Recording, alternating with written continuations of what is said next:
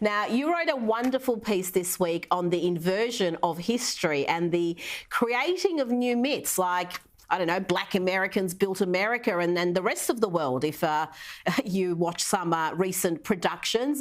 Tell me about this.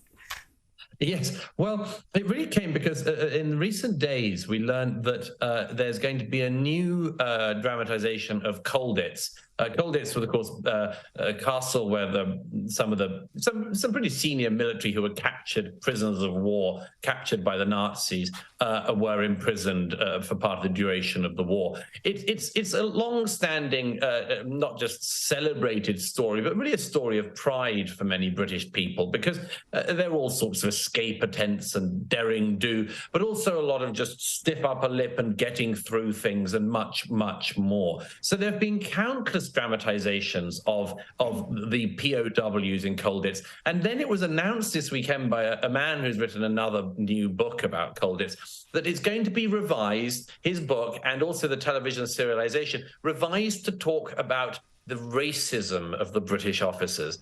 And yes, you heard that right, geez. Rita. Not the racism of the Nazi officers who were imprisoning the British officers, but the fact that some of the British officers didn't have the views we have in 2023 about race relations or indeed class relations. Douglas Bader, one of probably the most famous Spitfire hero of the Second World War, it's exposed, had some negative views about an Indian man who was there with them. And so this is going to be the thing. In 2023, you do the great drama of Colditz, and you make it where the Brits are the bad guys.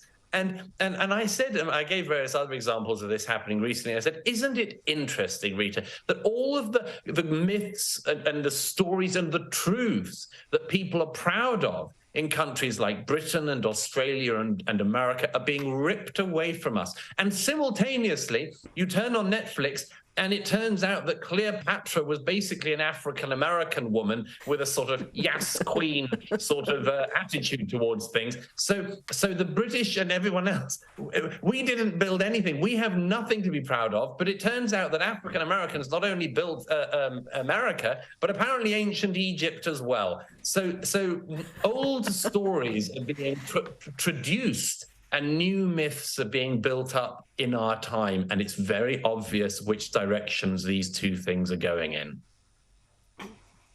And of course, the Black Cleopatra was very nice to her slaves. Slavery was just a picnic back when she was running the show.